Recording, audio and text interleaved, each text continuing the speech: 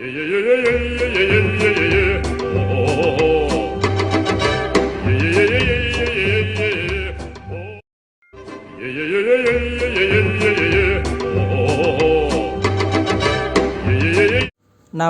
tano-tano rangging mersiranggoman nang pebadat tapadau-dau ale totong mato di temarsi gonggoman, yang artinya, lur, apa kabar kalian dimanapun kalian berada, semoga sehat selalu ya.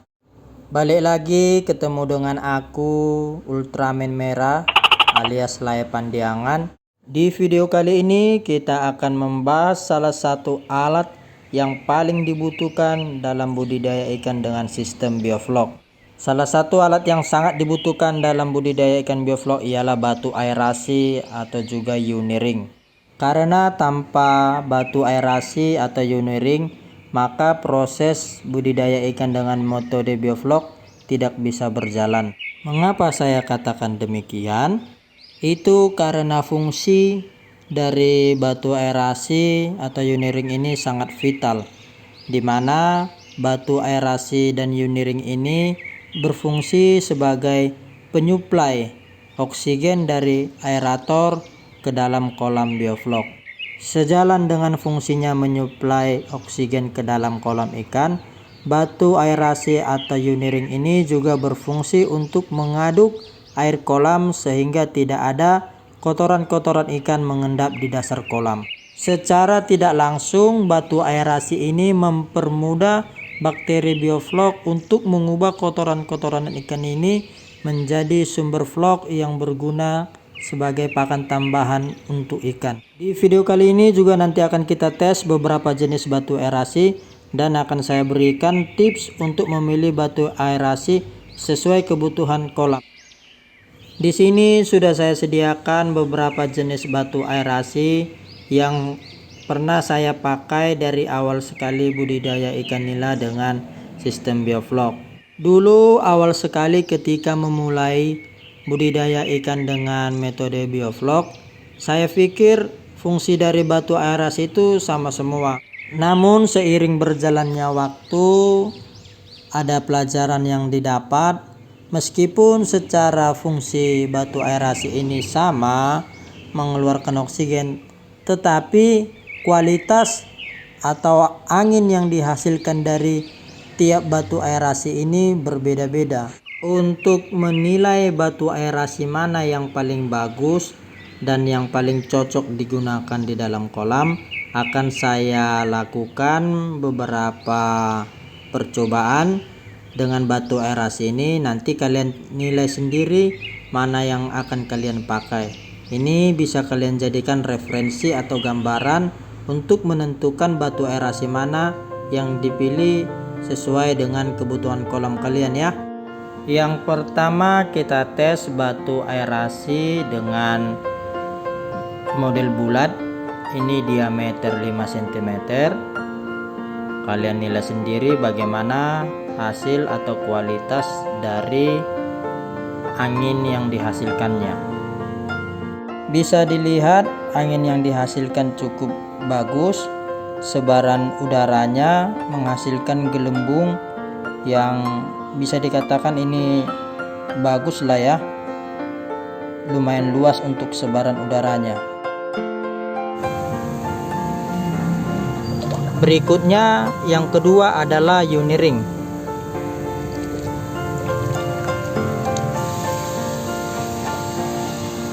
Modelnya seperti ini saya buat.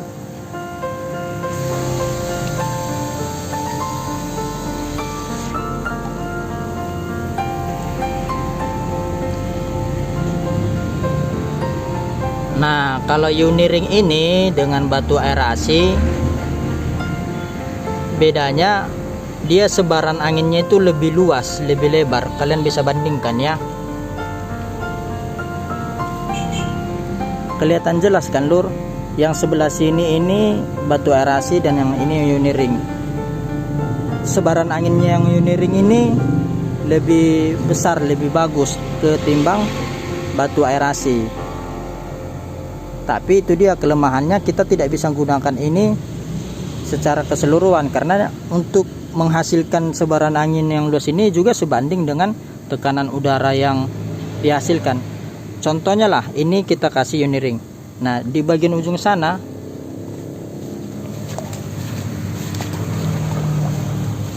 di bagian sini karena pengaruh dari Uniring yang di sana, sehingga di sini tekanan anginnya kurang maksimal. Itu dia sebabnya Uniring ini tidak saya rekomendasikan untuk kolam yang menggunakan aerator rumahan. Berbeda hal jika kalian pakai aerator supercharge. Saya anjurkan Uniring, itu lebih bagus lagi. Berikutnya kita mau tes yang ini. Ini panjang 13 cm, lebar 3 cm.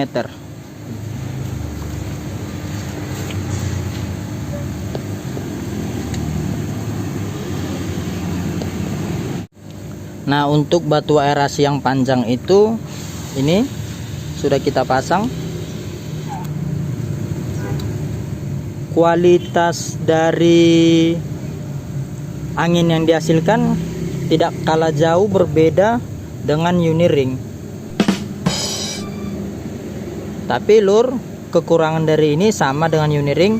Semakin besar batu aerasi yang kita gunakan, maka dibutuhkan tekanan udara yang semakin besar.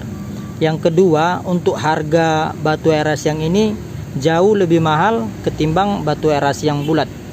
Kalau batu aerasi yang bulat itu paling mahal saya lihat harganya di 10.000 lah.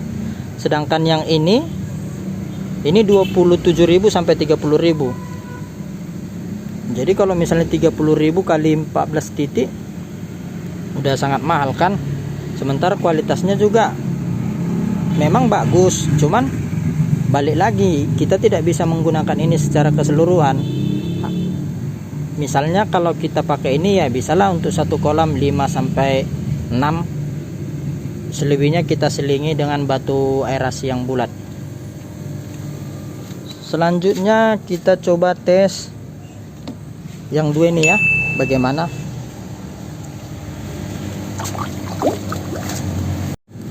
Untuk yang dua ini bisa kalian lihat, ini yang paling kecil ya.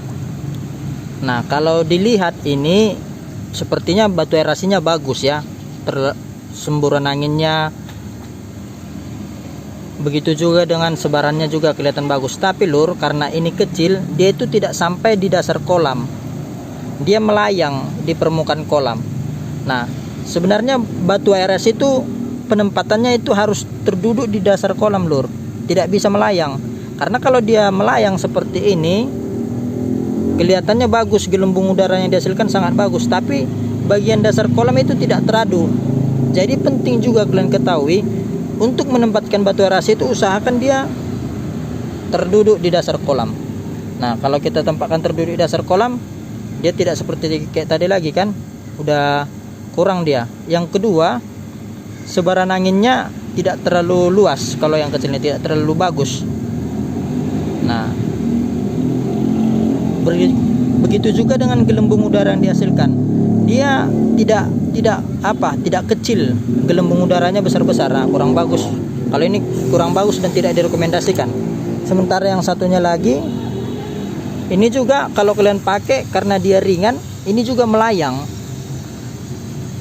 di permukaan kolam. Nah, kalau melayang,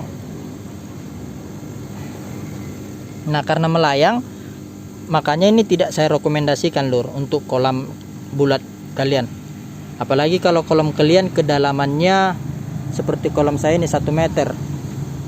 Tapi kalau misalnya kolam kalian kedalamannya hanya 40, ya bisa juga batu aerasi itu kalian pakai, nggak masalah juga. Dan satu lagi batu aerasi terakhir yang saya punya, yang diameter 8 cm, hampir mirip dengan yang diameter 5 cm ya.